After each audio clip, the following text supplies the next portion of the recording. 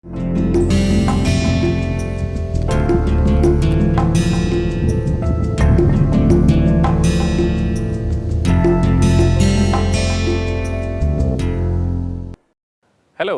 welcome to Basics of FEA. Today is the last day of this course, and in today's lecture we will cover two themes: explicit schemes and implicit schemes, and then after discussing these two particular topics we will close our discussion for this course. So, what we are going to discuss is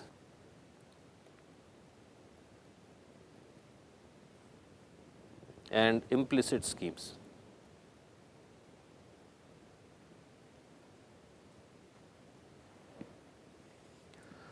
And we will explain it by an example, so that things will become clearer. So, we will consider the example of the parabolic system of equations. So, our parabolic equation we had defined as it was expressed like this. So, this equals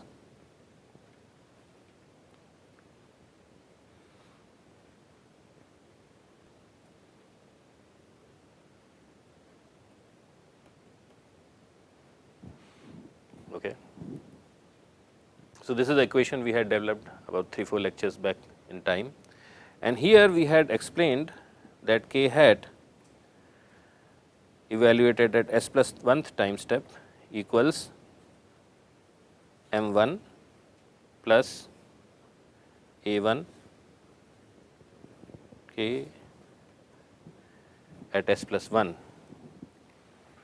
and k hat at sth time step is equal to m1 minus a2 k at s. And similarly, we had, so this is our basic differential equation, not differential, the algebraic set of equations. F was also defined earlier. Now, A1 was defined as alpha times delta t s plus 1, and A2 was defined as 1 minus alpha times delta t time at s plus 1. Now, this alpha relates to the alpha family of approximations which we had discussed earlier, and there were several choices of alphas we could make, which you see here. So, alpha could be 0 for forward difference method, it could be 1 for backward difference method, it could be half for Crank-Nicolson method. We had also said that it could be 2/3 for Galerkin method. So, we could choose one of these values of alpha and solve the equation which we have discussed earlier. Now, consider what happens if alpha is equal to 0.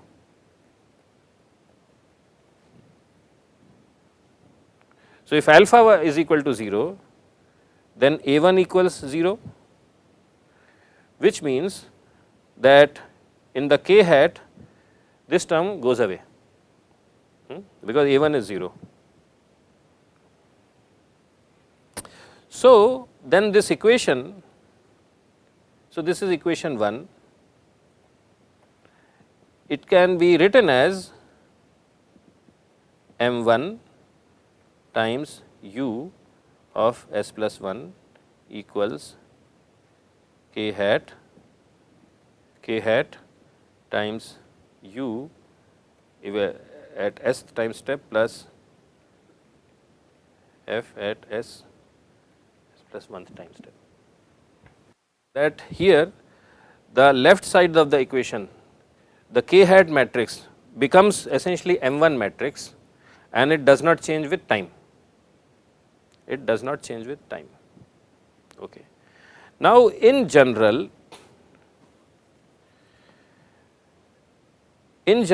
my mass matrix, not in general, my mass matrix is always symmetric.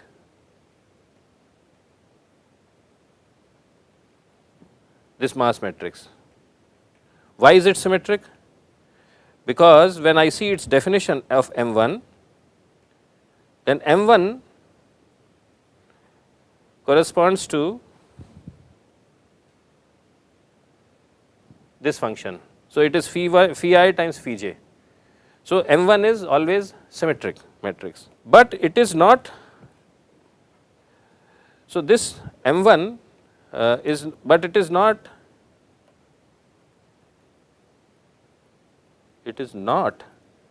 diagonal matrix.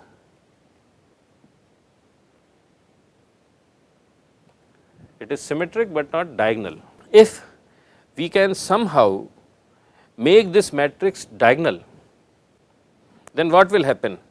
What we will be able to do is that we will have non-zero terms here. Suppose the matrix is 3 by 3 or 4 by 4, suppose it is 4 by 4, then what will happen? So, I am not saying the M1 is diagonal. Suppose we are somehow able to modify M1 into a diagonal mass matrix, and let us say that diagonal mass matrix is a 4 by 4 term. So, this term is not 0. So, all these are zeros.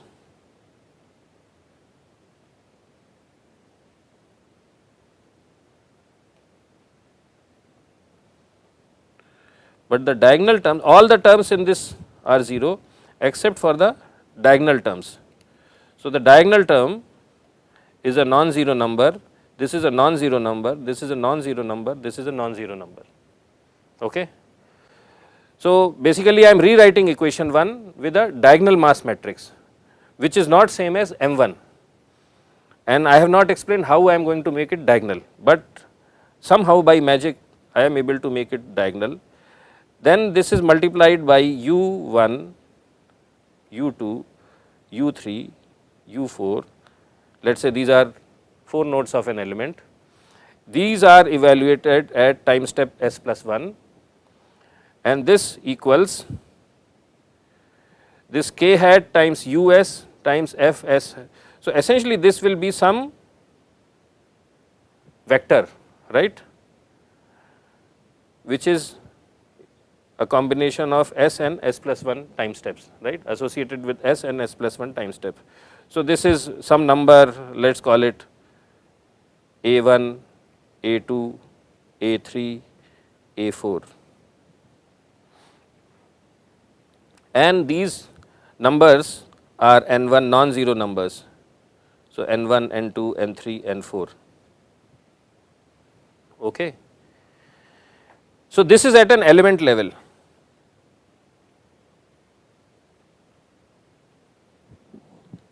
Now, when I assemble all these element level matrices, I get the assembly level, then I do boundary conditions, I apply initial conditions, do all that good stuff, but essentially what I will be left with is a set of equations of where this matrix, the mass matrix on the assembled mass matrix on the left side will be diagonal.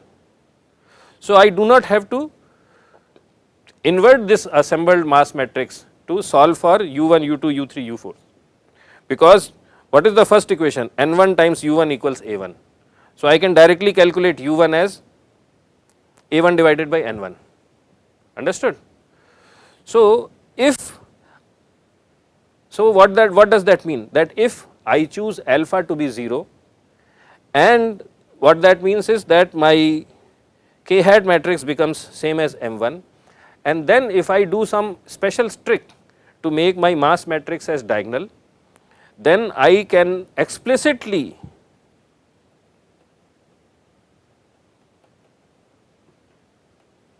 solve for u's. I can explicitly solve for u, and that is a much faster way, because to invert a matrix is much more numerically computationally intensive, but I can explicitly solve for u, and that is a very fast method of solving the problem. Okay. So, this method where we choose alpha to be 0 and somehow diagonalize the matrix is known as explicit method of solving the problem, a time dependent problem. So, this description is valid for time dependent problems. By default we do not do that. So, the default method is known as the implicit method, it is an implicit scheme of solving the problem. Okay. But in this case this is an explicit method where I am not inverting the mass matrix or the stiffness matrix, and I directly solve, explicitly solve for the unknowns which are used. So, this is known as explicit method. So, that is what I mean by explicit scheme and implicit scheme. In implicit scheme, we have to invert. We have to invert because the matrix on the left side is not diagonal. In explicit schemes, we do not need to do that, and we are able to get to that situation by making two things happen. First, we choose alpha to be 0, and second one is we diagonalize the mass matrix. Now, the advantage of explicit scheme is, one is that solution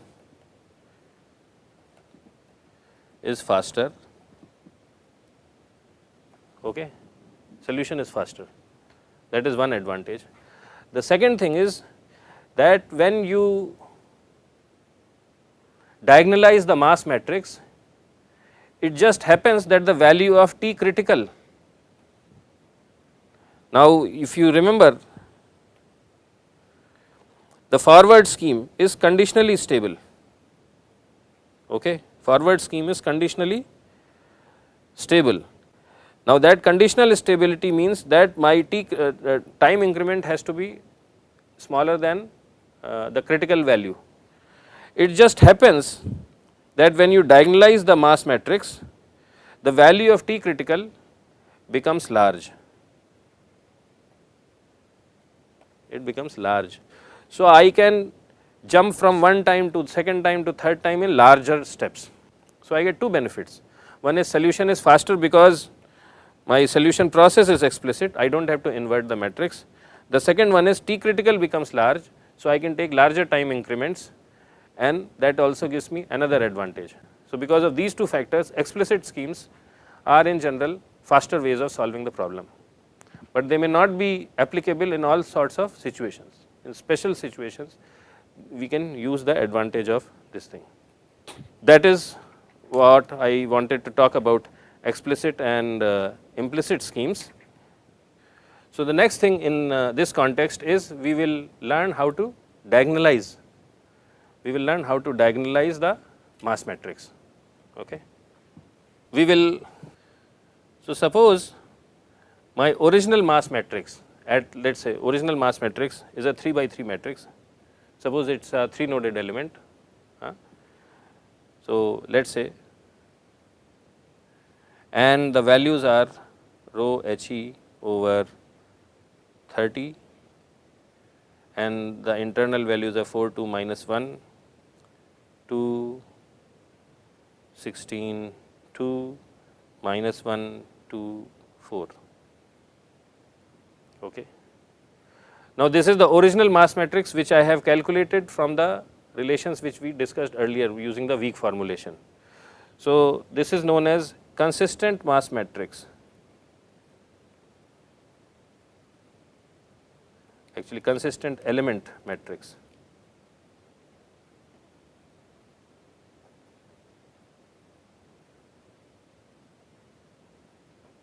Because the way we calculated these numbers is consistent with the original theory which we have developed. But now we will do some approximations and we will try to diagonalize it. There are two ways to diagonalize it. Way 1, okay. What you do is you add up, so for each row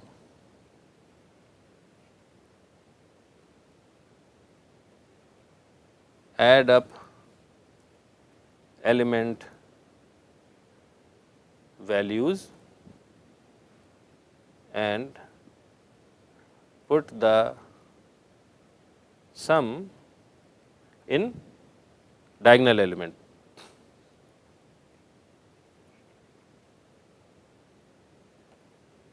Other non-diagonal elements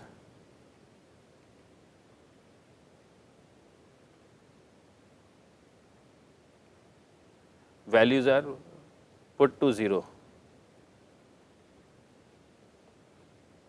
So, for non-diagonal elements you put the value to 0. So, what do we do? So, this is consistent. So, I am putting this subscript C. So, what we do is we for each row we add up the element values and we put the sum of those values in the diagonal element and all other non-diagonal elements are set to 0.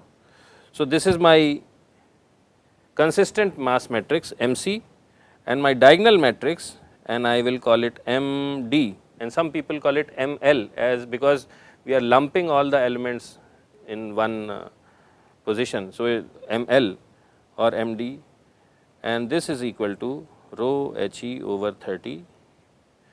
And what is the sum of all the elements in the first row? It is 4 plus 2 plus minus 1. So, it is 5. So, that is the diagonal element value and other two values are 0. The second row, if I add up all the elements, it is 2 plus 16 plus 2. So, that comes to 20. So, that goes in the second diagonal element and other values are 0. In the third row, the sum is minus 1 plus 2 plus 4. So, it is 5 and the non-diagonal elements are 0. Okay. So, this I can simplify it as rho HE over 6, 1 0 0 0 4 1 0 0, excuse me, this should be 0 1. This way of diagonalizing the mass matrix is known as row sum lumping. Is known as row sum lumping, because we are summing up all the row elements and are lumping it into one particular position of the diagonal, one diagonal element. Okay. So, we can lump it in this way. The other way to do it is, so second way, and this is known as proportional lumping.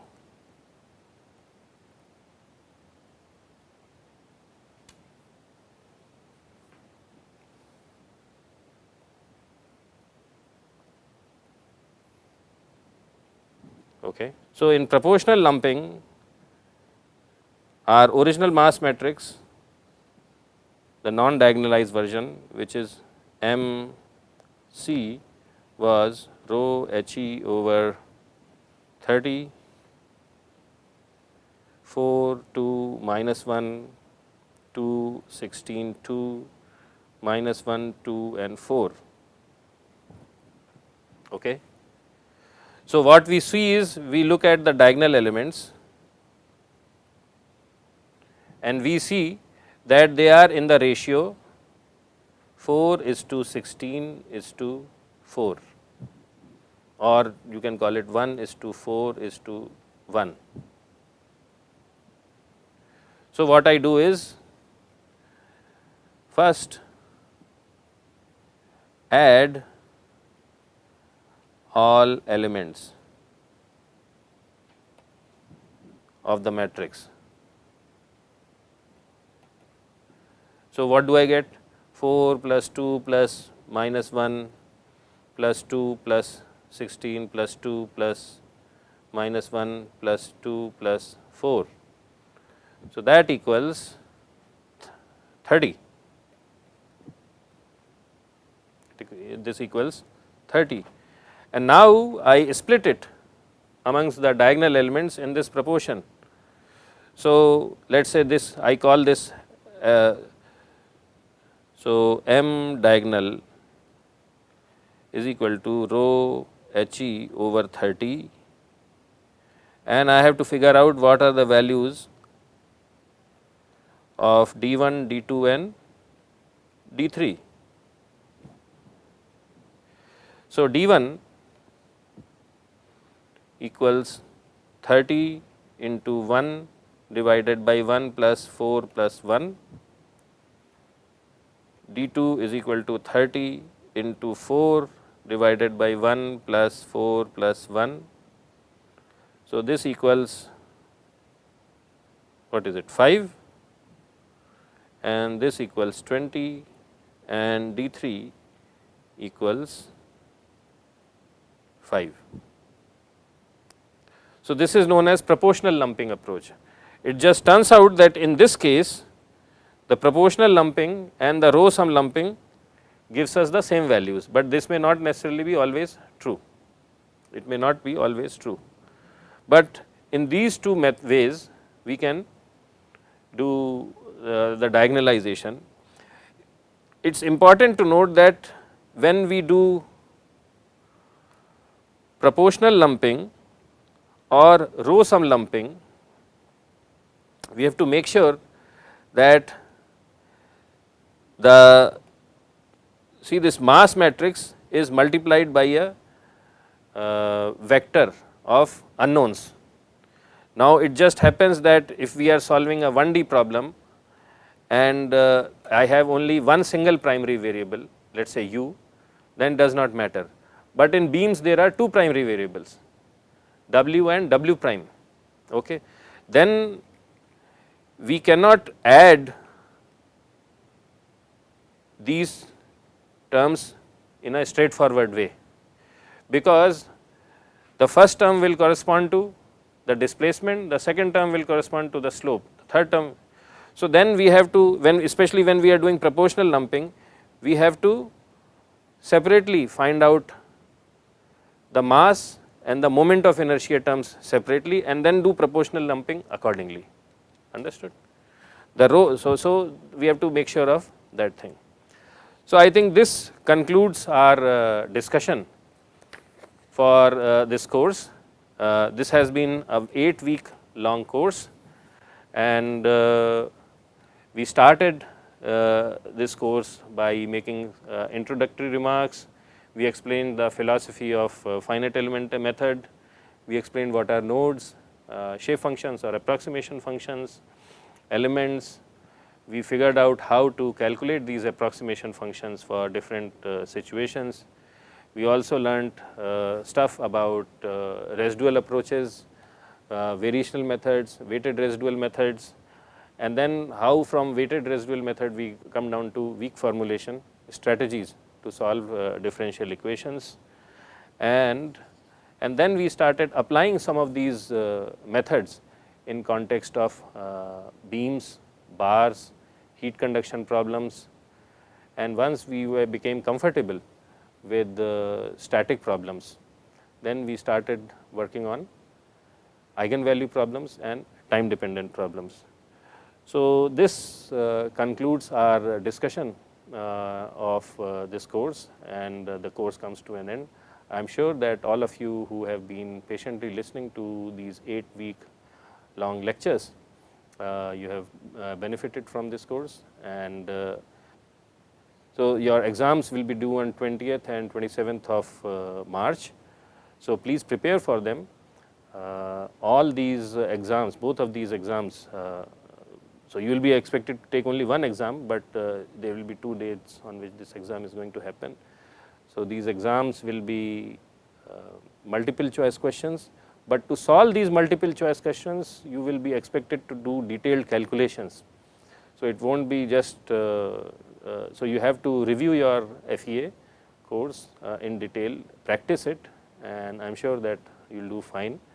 And if you have any questions, please send us emails or communicate to us, and we will be happy to address any of your questions. Once again, thank you very much for patiently being a part of this course, and have a great day and best wishes for future. Thank you.